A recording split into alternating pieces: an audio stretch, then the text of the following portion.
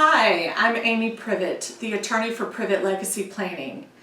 And I'm sharing with you a series that I call the 5 Ps of Revocable Living Trusts to talk to you about some of the benefits that a trust has to offer above and beyond what a last will and testament offers. Today's P is the second P, which is probate avoidance. In the first video, I talked a lot about the inventory process, the accounting process, how you have to write down to the penny exactly how much is in an estate, and how all of that information is public. Well, building on top of that, I do want to talk a little bit more about what probate involves. It's not only the fact that all of that information is public that makes it a system that you may want to avoid. There are also fees associated with the probate process. As of the making of this video, the fee is $4 for every $1,000 of assets that go through probate. That's the probate fee.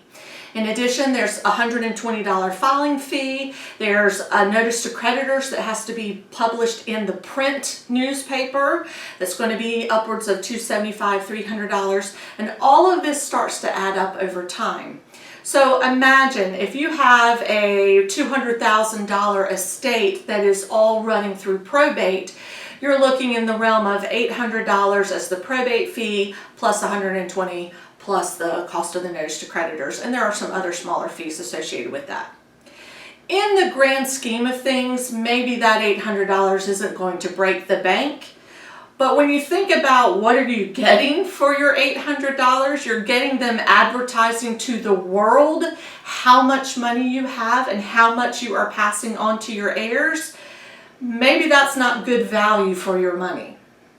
One of the other things about probate is that it's long.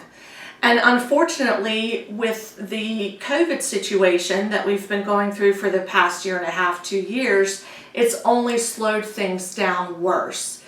This is a true example. I had one piece of paper that I sent to the courthouse in January of 2020. So before COVID, I sent the court one piece of paper that I needed them to review for an estate.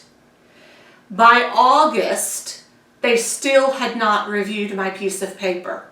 I talked to the clerk and I asked her, can you please give me a status update on where things stand with my one piece of paper? And she told me, oh, Amy, we're going to need at least another month or two to be able to review that piece of paper. I did not hear from them until December of 2020 about my one piece of paper. That was 11 months that my client, whose husband died from cancer, is sitting in limbo about a life insurance policy that she was not able to do anything with for 11 months. And that's only one story. I could give you more examples of the time that this is taking. And again, COVID has not been our friend in this. It has slowed things down dramatically. So while things are in probate, your heirs, your family, your children, your wife, your husband, they're not getting the benefit of the assets that are tied up in probate.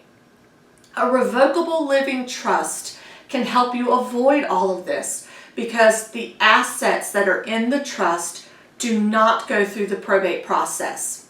If you think about having a funnel, the idea is that we want to funnel all of your assets that we can into your trust, because the assets that are assigned to the trust or titled to the trust, I often use the phrase funded to the trust.